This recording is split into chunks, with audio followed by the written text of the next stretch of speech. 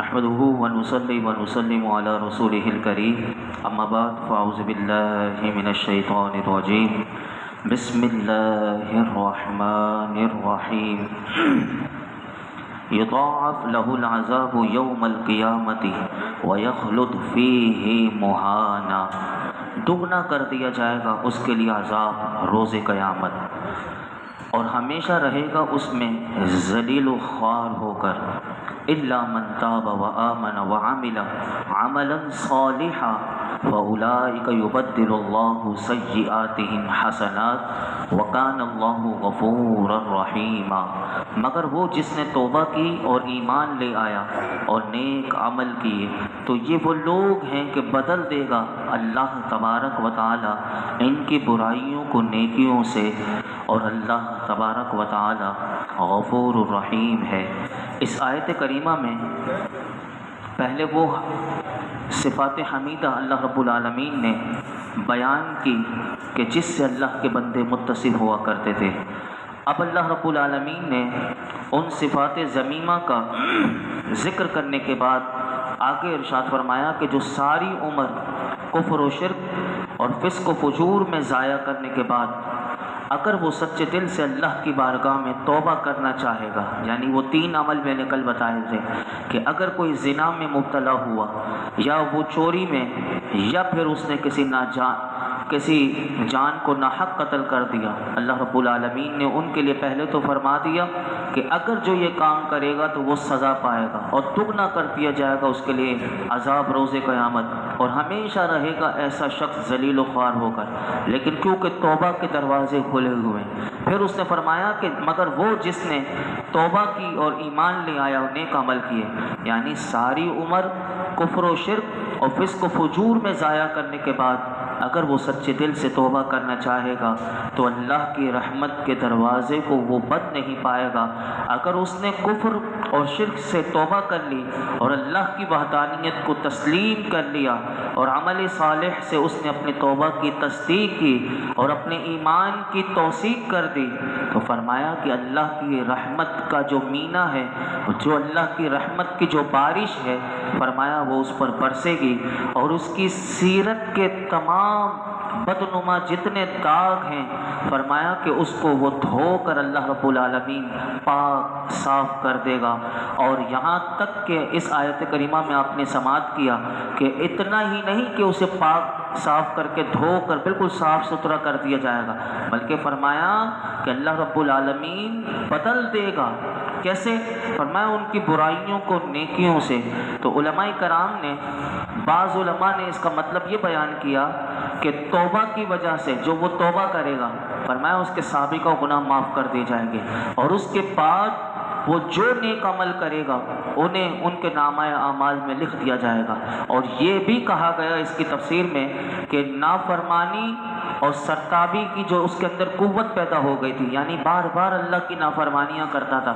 فرمایا اس قوت کو اللہ بدل دے گا۔ کس سے بدل دے گا؟ فرما برداری سے بدل دے گا، اور فرمایا اس کی قوت سے بدل دے گا، اور فرمایا پہلے وہ ارتکاب گناہ پر اپنے آپ کو مجبور پاتا تھا، یعنی وہ بچنا چاہتا تھا لیکن وہ گناہ کرنے پر مجبور ہو جاتا تھا، فرمایا اب اللہ کی فرما برداری کرے بغیر اسے چین نصیب نہیں ہوگا۔ لیکن اس آیت کا اگر صحیح مفہوم اگر آپ سمجھنا چاہیں تو یہ حدیث پاک ہمیں سمجھا دیتی ہے کہ یہ قرآن کی آیت کا حدیث پاک، کیونکہ سب سے بہترین تفسیر وہ کہ جو میرے آقا علیہ الصلوۃ والسلام نے اس کو سمجھایا۔ سنیے حدیث پاک کیا ہے۔ حضرت ابو ذر رضی اللہ تعالی عنہ نے نبی اکرم صلی اللہ علیہ وسلم سے روایت کی، اور یہ مسلم شریف کی حدیث پاک ہے۔ نبی اکرم صلی اللہ علیہ وسلم نے ارشاد فرمایا، قیامت کا دن ہوگا، ایک آدمی کو لایا جائے گا اور کہا جائے گا اللہ کی بارگاہ میں سے اس کے سامنے اس کے چھوٹے چھوٹے گناہ پیش کرو۔ جب اس کے سامنے اس کی زندگی کے صغیرہ گناہ، چھوٹے چھوٹے گناہ اس کے سامنے پیش کیے جائیں گے، ابھی کبیرہ بڑے گناہوں کو چھپا کر رکھا جائے گا، مخفی رکھا جائے گا۔ میرے آقا فرماتے ہیں پھر اس سے سوال کیا جائے گا، کیا تو نے یہ فلاں فلاں گناہ کیا؟ تو وہ اقرار کرے گا، اور دل میں بڑے بڑے گناہوں سے خوف زدہ ہوگا، چھوٹے چھوٹے گناہوں کو دیکھ کر وہ اللہ کی بارگاہ میں اقرار کرے گا کہ میں نے یہ گناہ کیے ہیں، لیکن دل میں اس کے بڑے بڑے گناہوں سے بڑا خوف زدہ ہوگا۔ اللہ تعالیٰ فرمائے گا کہ اسے ہر گناہ کے بدلے میں ایک نیکی دے دو۔ اللہ اکبر، کہ جب اللہ تعالیٰ فرمائے گا اسے ہر گناہ کے بدلے میں ایک نیکی دے دو، تو جب وہ اللہ کی رحمت کا یہ نرالا انداز دیکھے گا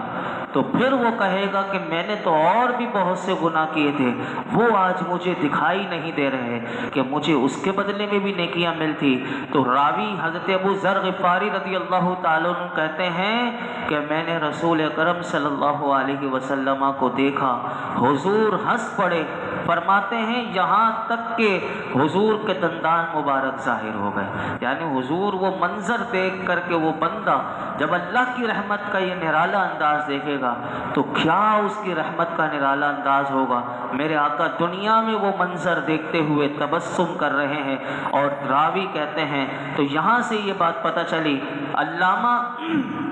قرطبی رحمۃ اللہ علیہ اس آیت کی مزید تفسیر کرتے ہوئے، تشریح کرتے ہوئے آپ کہتے ہیں کہ اللہ کے کرم سے یہ بعید نہیں کہ جب اس کا بندہ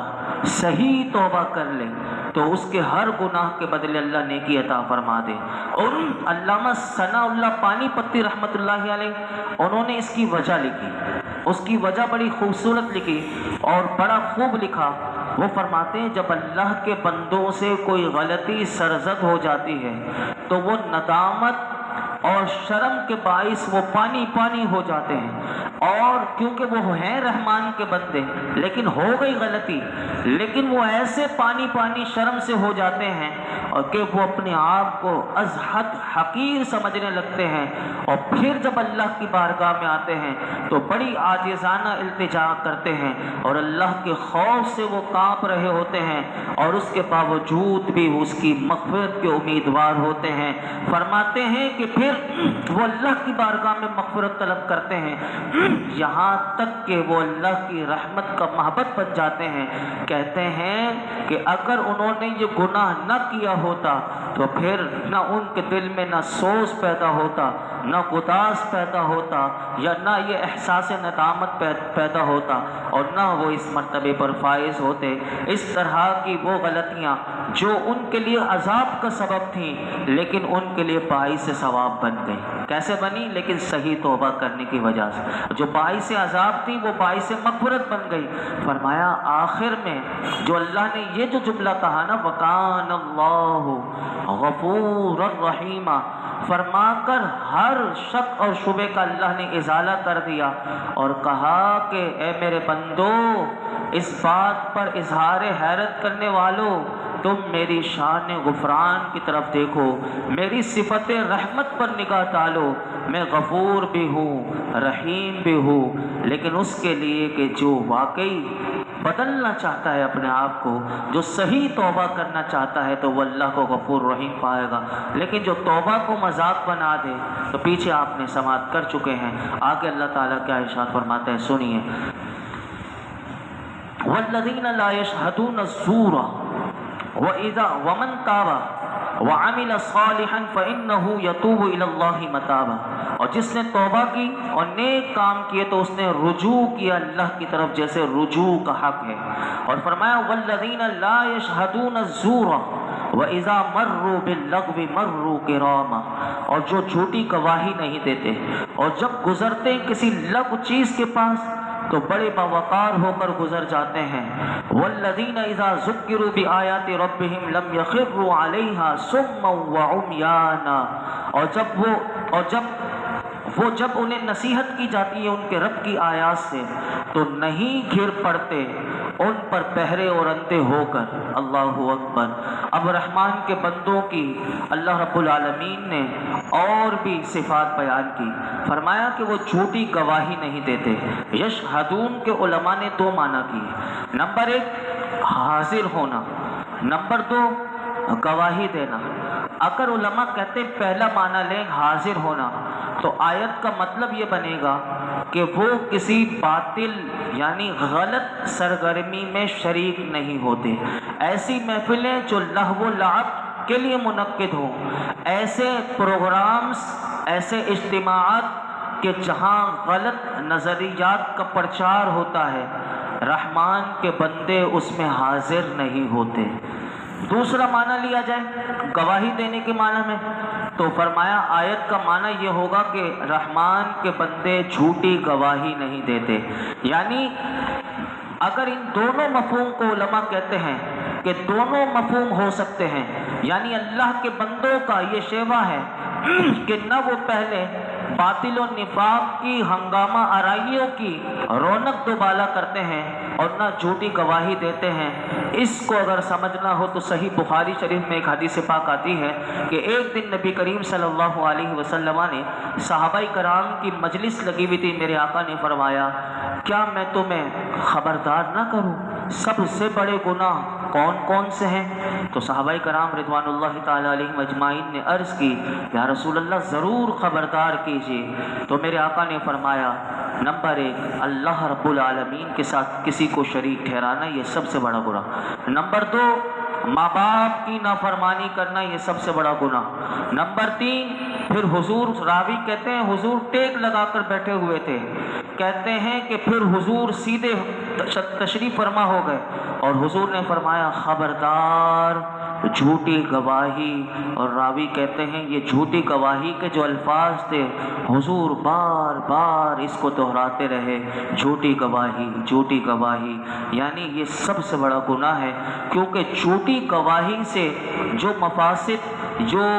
فساد مرتب ہوتا ہے وہ کسی سے مخفی نہیں۔ اسی لیے فاروق اعظم رضی اللہ تعالیٰ عنہ اپنے دور خلافت میں جھوٹے گواہ کو 40 کوڑے لگواتے تھے۔ اگر پتہ چل جاتا تھا کہ اس نے جھوٹی گواہی دی ہے اور اس کا منہ بھی کالا کرتے اور اس کا سر گنجا کرواتے اور اسے بازار میں پھرواتے اور اس کی خوب تشہیر کرتے اور بتاتے کہ یہ وہ شخص ہے کہ جو جھوٹی گواہی دینے والا، یعنی ایک دفعہ جب پتہ چل جائے کہ یہ شخص قابل اعتبار نہیں، یعنی یہ منہ سے جھوٹ بولنے والا، لوگوں کے خلاف جھوٹ بکواس کرنے والا، آپ اس کی خوب تشہیر کرواتے۔ تو یہاں سے اللہ نے ان کا ذکر کیا، اور دوسرا ذکر کیا کہ جب گزرتے کسی لب چیز کے پاس تو بڑے باوقار ہو کر گزر جاتے ہیں، فرمایا وہ ارادتاً تو ایسی بےہودہ مجلس میں شریک نہیں ہوتے، لیکن اتفاقاً کسی بےہودہ مجلس کے پاس سے اگر ان کا گزر ہو جائے تو وہاں بیٹھ کر لطف اندوز نہیں ہوتے، بلکہ بڑی سنجیدگی کے ساتھ اور وقار کے ساتھ وہاں سے گزر جاتے ہیں اور اس کی طرف ذرا توجہ نہیں کرتے۔ یہاں سے یہ بات پتہ چلی، اور ایک اور آیت میں نے پڑھی تھی کیونکہ وقت میرا مکمل ہو گیا، یہ سورت مکمل کرنی تھی لیکن انشاءاللہ جمعے کے دن اس سورت کو بھی مکمل کریں گے، اور آگے بھی ہم سورۃ الشعراء،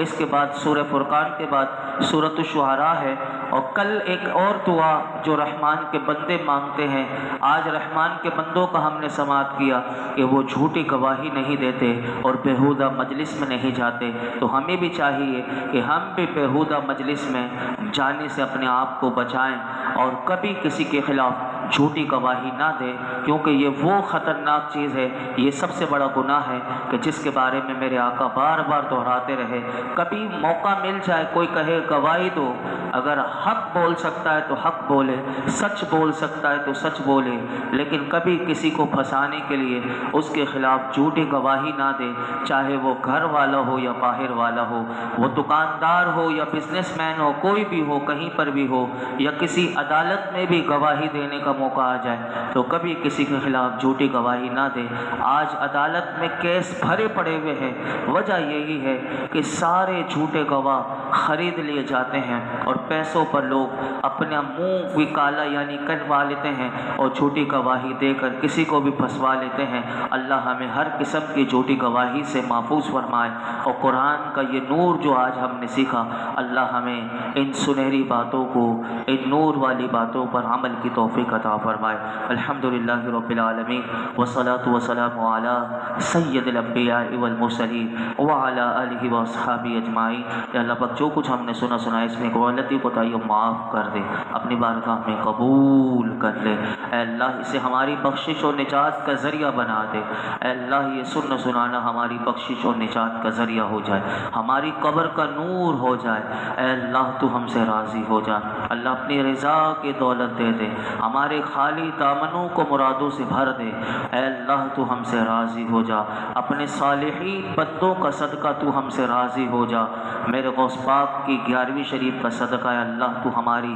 تمام حاجتوں پر اپنی رحمت کی نظر فرما۔ 1 مرتبہ سورہ فاتحہ، 3 مرتبہ سورہ اخلاص۔ آج 11ویں شریف ہے اور کل انشاءاللہ 11ویں شریف کی محفل بھی ہماری اس مسجد میں ہوگی اور بڑی خوبصورت آپ کو باتیں سننے کو ملیں گی۔ خود بھی آئیے، دوسروں کو بھی دعوت دیجیے۔ 1 مرتبہ سورہ فاتحہ، 3 مرتبہ سورہ اخلاص پڑھیے۔ بسم اللہ الحمدللہ رب العالمین۔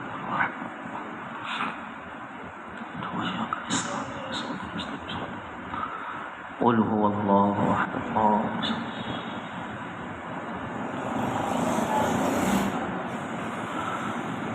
وصلی اللہ تعالی علی خیر خلق محمد وعلی آلہ وصحبہ اجمعین۔